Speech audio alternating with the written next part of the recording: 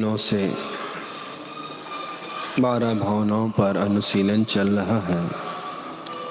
आज क्रम है आश्रव के बाद संबर का।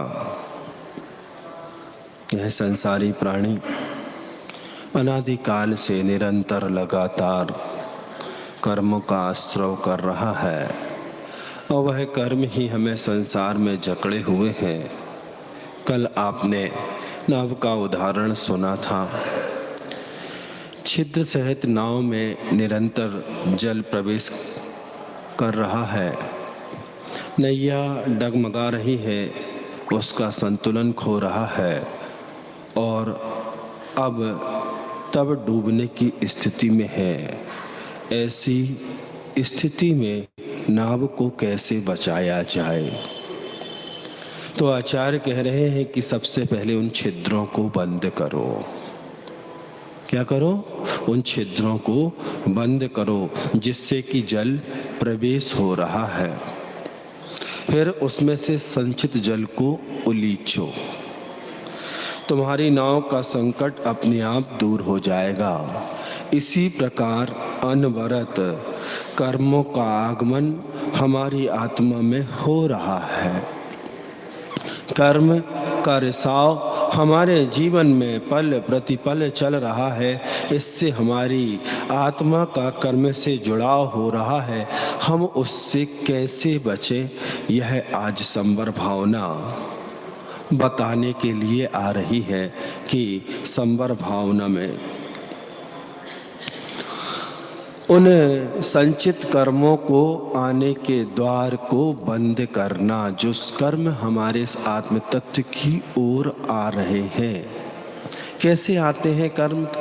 बहुत दिनों से आप सुन रहे हैं। हमारी मन, वचन और काय की चेष्टाओं के माध्यम से हम प्रतिपल उन अच्छे और खराब पुण्यों का आश्रव, कर्मों का आश्रव करते हैं। जिन जिन छिद्रों से तुम्हारी आत्मा में कर्मों का जल प्रवाहित होता है, हो रहा है, प्रविष्ट कर रहा है, उन छिद्रों को बंद करना है। कल भी उन छिद्रों पर चर्चा हुई थी। 5 मिथ्यात, 12 वृत्ति, 15 योग, 25 कसाय, असंयम, आलस्य, प्रमाद, कुछ भी कह लीजिए, कसायों का उद्वेग, ये सब कर्म के आश्रव के कारण हैं। इन आश्रवों के कारण को रोकने का पुरुषार्थ करना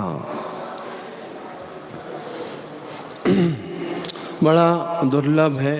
संसारी प्राणी 24 घंटे इन कर्मों में ही उलझा है, कर्मों की लीला में कठपुतली की तरह नाच रहा है। हम सब जानते तो हैं, सुनते तो हैं, समझते तो हैं, लेकिन स्वीकार बहुत कम करते हैं, आचरण में बहुत कम लाते हैं। एक बहुत अच्छी नीति की पंक्ति है, जानहि धर्म न च्या में प्रवृत्ति ही, जानामि धर्मम न चा में प्रवृत्ति ही, जानामि अधर्मम न चा में निवृत्ति है। अर्थात मैं धर्म को जानता हूँ, जाना ही, मैं धर्म को जानता हूँ लेकिन उसमें प्रवृत्त नहीं होता। अधर्म के फल को भी जानता हूँ लेकिन उससे निवृत्त नहीं होता, उससे दूर नहीं हटता। ऐसा जानने से हमारा फायदा क्या है? हमें यह पता है कि हमारे लिए अच्छा क्या है और बुरा क्या है क्या है, उपादेय क्या है। उसके बाद भी हम यदि उसी में उलझे हैं तो हम उन कर्मों के आश्रव के संबर के पुरुषार्थ से बिल्कुल दूर हैं। हमारे आत्मा में निरंतर शुभ और अशुभ संकल्प विकल्प चलते रहते हैं। वे शुभ संकल्प जागृत हो जाएं, अशुभ से हम बच जाएं, पाप से बचने की चिंता हमारे मन में हो, हम निरंतर आत्मा को पाप से बचाने की चिंता में संलग्न रहें। मैं पापों से कैसे बच सकूं, दूसरे संस्कारों से अपनी रक्षा कैसे कर सकूं, इन सब से ऊपर उठना, इन सब की ओर पुरुषार्थ करना और शुभ की ओर प्रवृत्ति में अपने चिंतन को ले जाना, यही संबर भावना है। क्या कह रहे हैं कविराज? ज्यों मोरी में डांट लगावे तब जल रुक जाता, त्यों आश्रव को रोके संबर क्यों नहीं मन लाता। पंच महाव्रत समिति गुप्ति कर बचन काय मन को, 10 विधि धर्म परिश्रह 22 12 भावन को। यह सब भाव 57 मिलकर आश्रव को खोते, सपन दशा से जागो चेतन कहाँ पड़े सोते। भाव शुभाशुभ रहत शुभ, भाव सुधा शुभ रहत शुद्ध भावन संबर भावे। डांट लगत यह नाव पड़ी मझधार पार जावे। इन चंद पंक्तियों में कविराज ने पूरी संबर भावना को पिरोने का पुरुषार्थ किया है। ज्यों मोरी में डांट लगा में तब जल रुक जाता। अभी उदाहरण दिया गया, कल भी दिया गया था नाव का। आपके यहाँ नल है ना, नल को चूड़ी घुमा दो तो बंद हो जाता है और चूड़ी खोल दो तो पानी आने लगता है। तो ये चूड़ी जो है ना, अनादि काल से खुली हुई है, इसको अभी बंद करने का, घुमाने का पुरुषार्थ ही नहीं किया हमने। क्या करना है? कुछ नहीं करना है, सिर्फ अपने चिंतन को डाइवर्ट करना है, मार्गांतरीकरण करना है। नल को खोलना, चूड़ी को खोलना, पानी का आना, और उसको बंद करना, पानी को आने को रोकना। आना आश्रव, रोकना संबर। तो ऐसे ही यहाँ पर वो जो छिद्र हैं, ज्यों मोरी में डांट लगावे, छिद्रों को बंद कर दो, त्यों आश्रव को रोके संबर क्यों नहीं मन लाता। क्यों पुरुषार्थ नहीं करता? मालूम है कि ये आश्रव के द्वार हैं, 5 मिथ्यात, 12 व्रति, 15 योग, 25 कसाय, जानते हैं, जाना ही, लेकिन प्रवृत्ति नहीं करते, पुरुषार्थ नहीं करते। जानते तो हैं लेकिन मानते नहीं हैं। आचार्य महाराज बहुत अच्छा बोलते थे, आज का प्राणी जानता भी है, मानता भी है, लेकिन जानने और मानने के बाद स्वीकार न करके तानता और है। जानेगा भी, मानेगा भी, लेकिन स्वीकार नहीं करेगा। क्या करेगा? तानेगा, तानता और है। तो ये आज के पंचम काल के प्राणी की दशा है। तो बड़ा दुर्लभ है इसे मानव पर्याय को पाने के बाद। अभी हम लोग ना जाना ही धर्मम, फिर भी प्रवृत्ति नहीं करता और जानता है कि यह धर्म है, लेकिन उसमें ही संलग्न है। कैसी बुद्धि है आज के मानव की, भगवान ही मालिक है। पूर्व काल के कितने भद्र परिणामी पुरुष हुआ करते थे। मुनि महाराज आहार करने आए, वह छोड़ने वापस उनके स्थान तक जंगल जा रहे हैं और धर्म का उपदेश रास्ते में दे दिया, वो लौट के ही नहीं आए। क्या हो गए? उन्हीं के चेला बन गए, मुनि बन गए। इतना सरल होता था। आज के औंधे घड़ा, दिन भर भरो तो कुछ फर्क नहीं पड़ा। 4 महीना से रोज महाराज के 3-3 टाइम प्रवचन, लेकिन गाड़ी जहाँ की तहाँ। कुछ परिवर्तन ऐसा नहीं है, कुछ परिवर्तन तो आया है, लेकिन जितना आना चाहिए उतना नहीं आया। इतने उपदेश के बाद अगर हमारे जीवन में सुधार की प्रक्रिया प्रारंभ नहीं हुई तो कोई इस मानव पर्याय की सार्थकता नहीं। सत्संगति का प्रभाव तो वही है कि हमारे जीवन में उसका कुछ आचरण रूप में प्रवेश हो। भावित आश्रव भाव सुभाषों पर निस्दिन पंच महाव्रत 5 कल 57 आश्रव के द्वार बताए थे।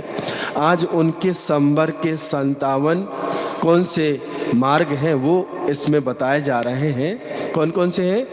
पंच महाव्रत समिति गुप्ति कर वचन काय मन को, 10 विधि धर्म परिश्रह 22 12 भावन को। अर्थात 5 महाव्रत या 5 अणुव्रतों के माध्यम से आप लोग अपने प्रक्रिया को प्रारंभ कर सकते हैं।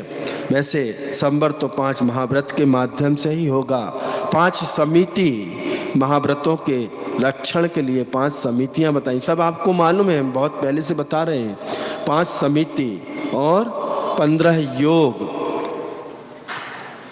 12 5 महाव्रत, 5 समिति और 3 गुप्ति, मन वचन और काय, इनकी गुप्ति, 10 विधि धर्म, 10 धर्म और 22 परिश्रह ऐसे, और इनके साथ 12 भावनाओं का अनुशीलन अनुचिंतन।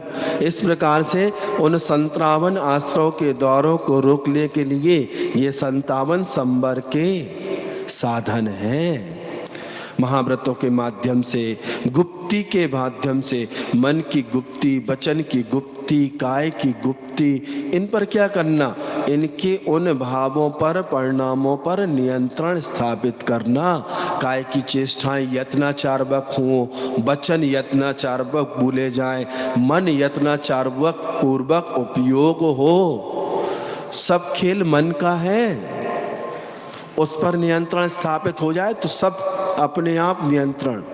तो मन की गुप्ति, वचन की गुप्ति, काय की गुप्ति के माध्यम से हम संवर को ला सकते हैं अपने पास। 10 विधि धर्म, 10 धर्मों से आप परिचित हैं, खूब सुना जाना है आपने। तो ये 10 धर्म भी संवर के बहुत बड़े सहयोगी। 22 परिश्रह मुनि महाराज सहन करते हैं, 22 परिश्रह के माध्यम से भी संवर होता है, और 12 भावनाएं जो आप इनका अनुचिंतन अनुशीलन रोज सुन रहे हैं क्रम से। तो ये सब क्या है? जब भी हमारा मन इधर उधर दौड़े, पंचेंद्रियों के विषयों की ओर जाए, मन वचन काय की चेष्टा, तो उसको वैराग्य भावना, 12 भावना, मेरी भावना, मंगल भावना है। और कौन कौन सी भावना है?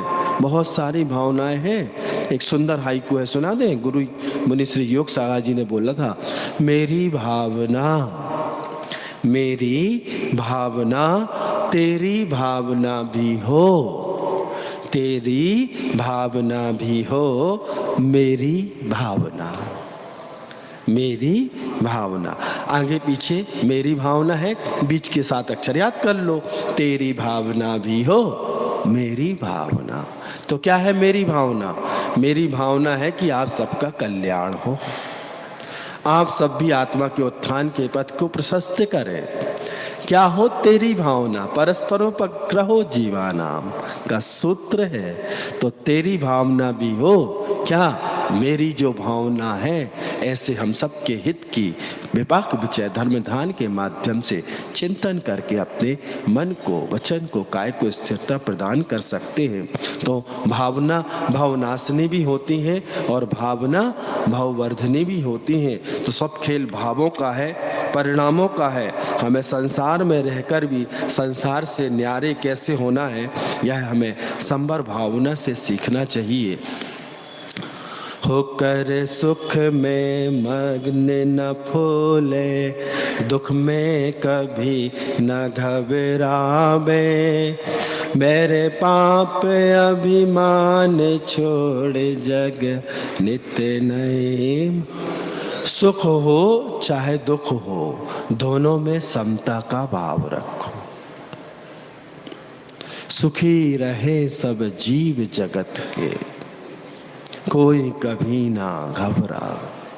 तो यह संवर भावना समता का उपदेश लेकर के आई है।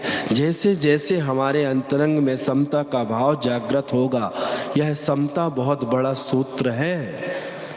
जैन आगम में अगर आप में समता का भाव आ गया तो जैन दर्शन के अनुसार आपने बहुत बड़ा पुरुषार्थ कर लिया। कर्मों का आना तो अनादिकाल से चल रहा है, हमने आज तक उसको रोकने का कोई प्रयास पुरुषार्थ नहीं किया। संबर तो समता के साथ सुख के पल भी और दुख के पल भी, दोनों में समता। अनुकूलता हो तो समता और प्रतिकूलता हो तो समता। संबर हो कैसा, यह बहुत सीधा सा खेल है। अपनी दृष्टि को आप मोड़ दीजिए। आपने अभी नल का उदाहरण सुना, हमने आपको सुनाया, कुछ नहीं किया। वो टोटी को अभी खोला था, अब उसको सिर्फ घुमा करके चूड़ी को बंद करना है।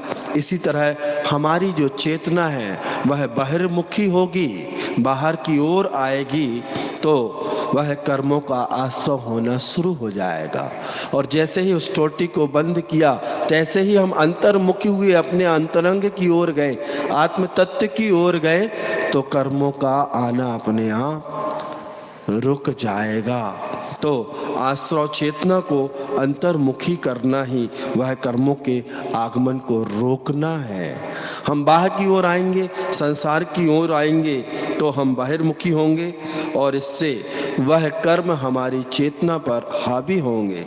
इंद्रिय चेतना यदि हम पर हावी होगी तो हम विश्वों की ओर प्रवृत्ति में जावेंगे और दुर्बलताएं, विकार, विकृतियां हमारे चित्त पर हावी हो जाएंगी। और जैसे ही हम अपने मन को अंतर्मुखी करेंगे, अपने चित्त की ओर ले जाएंगे, अपनी आत्म तत्व की ओर ले जाएंगे तो निश्चित वह संबर की ओर जाएगी। शरीर में आत्म बुद्धि का नाम मिथ्यात्व है। शरीर को ही आत्मा मानना, ये क्या हो गया? मिथ्यात्व है। और आत्मा में आत्म बुद्धि का होना ये सम्यक्त्व है। हाँ, मैं आत्मा हूँ, ये आत्मा अलग है, शरीर अलग है। तो आत्म बुद्धि होना यह क्या है? यह सम्यक्त है। संसार में रहना, संसार में रहना और अपने भीतर संसार को बसाना, इन दोनों में बहुत अंतर है। संसार में रहना और अपने भीतर संसार को बसाना। भरत घर में वैरागी कैसे थे? सब कुछ है, उसके बाद घर में रह के वैरागी की तरह जीवन जी रहा है। बस ऐसे ही हमें संसार में रह करके अपने आप को समझना है। इस संसार को अपने भीतर नहीं बसाना। संसार में रहना तो है, रह रहे हो, ऊपर उठने का पुरुषार्थ यहीं से प्रारंभ होगा, आपको करना है, लेकिन इस संसार को अपने भीतर में नहीं बसा लेना। वस्तुतः हमारा संसार बाहर का संसार नहीं, संसार तो हमारे भीतर का क्या है? ये जो संसार दिख रहा है, संसार तो हमारे भीतर अहंकार और ममकार का है, स्वामित्व का है, कर्तृत्व का है। इससे ऊपर उठना है। इससे ऊपर उठेंगे तो निश्चित हम संबर की ओर आ पाएंगे। बड़ा दुर्लभ है संबर को समझना और अंगीकार करना। एक छोटी सी घटना के माध्यम से थोड़ा सा और संबर को समझें। कुंडलपुर गए हैं आप लोग ना? कितने लोग गए हैं? अच्छा, सब लोग गए हैं। तो कुंडलपुर में नीचे एक तालाब है, वर्धमान सरोवर, उसके पास सुंदर सुंदर जिनालय हैं। उन जिनालयों में मधुमक्खी के छत्ते लगे हुए हैं, बड़े बड़े छाते लगे हैं। देखे ना आप लोगों ने? मान लीजिए उस मधुमक्खियों के छाते को कोई छेड़ दे, हैं? कोई मन चला व्यक्ति वहां से निकला और एक पत्थर उस ओर फेंक दिया, क्या हुआ? सुना है कि यदि कोई मधुमक्खियों को छेड़ता है तो फिर वो उसे छोड़ती नहीं है। ऐसा ही है ना? और ऐसे ही मान लो घटनाक्रम घटित हुआ, किसी ने उस मधुमक्खी के छत्ते पर पत्थर फेंक दिया और पूरा झुंड का झुंड उसकी ओर। कैसे? जब उस आताताई को, जो बड़े बाबा के मुगल शासक, क्या नाम था उसका, औरंगजेब, जब वह बड़े बाबा की उस प्रतिमा के पास पहुंचा और उस प्रतिमा को उसने नुकसान पहुंचाने का भाव लाया, तो वहाँ पर तैनात जो आज दिख रहे हैं ना, जी आज के सैनिक नहीं है बड़े बाबा के, बहुत पुरानी सेना है उनकी। उन सैनिकों ने उसकी उस सेना पर, देखो त्रियंचों की सेना ने मुगल शासक को भी परास्त कर दिया और उसको भागना पड़ा। ये बड़े बाबा का अतिशय है, तो उनकी सेना को छेड़ा तो उस मनचले युवक के ऊपर वह दौड़ पड़ी। अब जैसे ही उस पर वह दौड़ी तो उसने देखा बचने का कोई उपाय तो है नहीं, आज तो सामत आ गई, आ बैल मुझे मार वाली कहावत आ गई। तो उसने देखा कोई उपाय नहीं, उसने दौड़ लगाया, सामने उसको सरोवर दिख रहा था और उसने सरोवर में क्या की, छलांग लगा दी। अब जहाँ छलांग लगाई उसने और जहाँ पर वो अंदर गया, पूरी मधुमक्खियाँ उसी स्थान पर एकत्रित होकर के घूम रही हैं कि अब निकलेगी तब हम देखते हैं। लेकिन वह जो कूदा था वह अंदर ही अंदर तैर के इस पार से उस वाले घाट से क्या किया, उसने ऊपर आ गया और वह मधुमक्खियाँ उसका कुछ भी नहीं बिगाड़ पाई। बस सच में चिंतन करना है तो यहाँ से प्रारंभ करो कि सच में पाप की मधुमक्खियाँ उसे ही खोजती हैं जो बहिर्मुखी होता है, जो बाहर की ओर देखता है, जो संसार में उलझा है। पाप रूपी मधुमक्खियाँ उसे ही देखती हैं। जो अंतर्मुखी होता है, जो अंदर डूब जाता है, डूबो मत, डुबकी लगाओ। क्या करो? डूबो मत, डुबकी लगाओ। कहाँ लगाओ? अपने अंतरंग में लगाओ। उस आत्म तत्व में डूबने का प्रयास और पुरुषार्थ करो।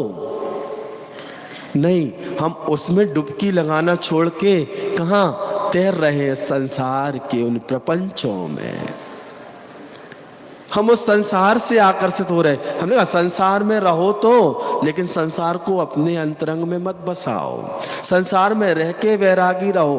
तो जैसे ही वह पाप की मधुमक्खियाँ उसे खोजती हैं तो वह अंतर्मुखी हो जाता है, और अंतर्मुखी होगा तो क्या होगा? बच जाएगा। और बहिर्मुखी होगा तो वह पाप रूपी मधुमक्खियाँ उसे अपने डंकों से क्या कर देंगी? लहू लुहान कर देंगी, पूरा शरीर उसका फुला करके रख देंगी। जो बहिर्मुखी होते हैं वो पाप से प्रभावित हुए बिना नहीं रह सकते। तो कुछ देर अंतरंग मुखी भी हुआ करो, अंतर की यात्रा भी किया करो, आत्मा में डूबा करो। भगवान खोजने से नहीं, भगवान खोजने से नहीं, खो जाने से मिलेंगे। भगवान क्या है? हमारा आत्मा भगवान है। खोजने के लिए क्या? खोजने के लिए क्या? स्वयं में खो जा। बाहर कुछ है ही नहीं, अपने अंतरंग में डूबना है, अपने अंतरंग में डुबकी लगाना है। आज का सूत्र है, खोजने के लिए क्या? स्वयं में खो जा। बाहर कुछ नहीं है, जो कुछ है हमारे अंदर है। खोज रहा हूं मैं, खोजने के लिए क्या? स्वयं में खो जा। बहुत अच्छा सूत्र है ये। तो भीतर की ओर होना ही हमारी अंतर्मुखी चेतना की ओर हमारा जो है भाव जाएगा, तो हम बाहर के इन प्रपंचों से, पापों से बच जाएंगे।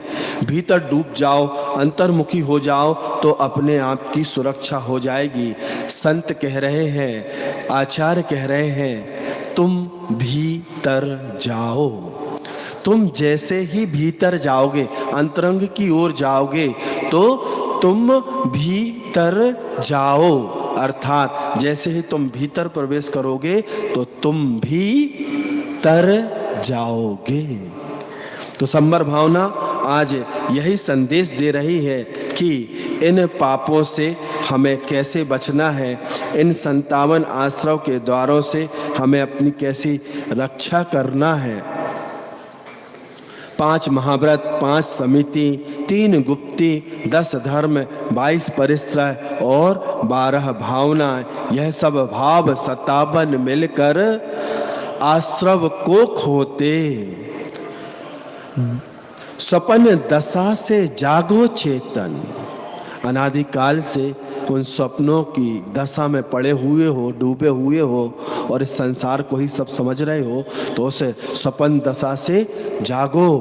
कहाँ पड़े सो रहे हो? जागो जागो जग के प्राणी, गुरु जगाने आए। उसके बाद भी नींद नहीं टूट रही खुरई वालों की।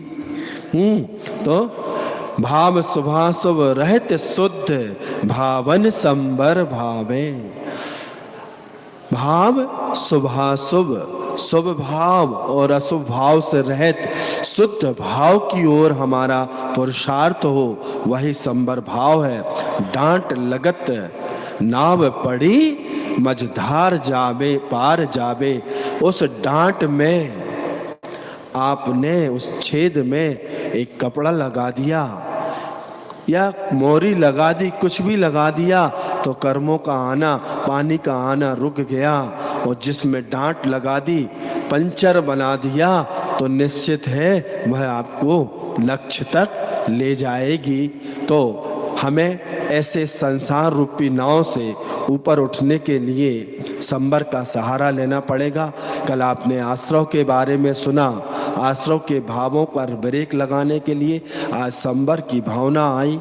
कल अपन निर्जरा को सुनेंगे। आपका समय हो रहा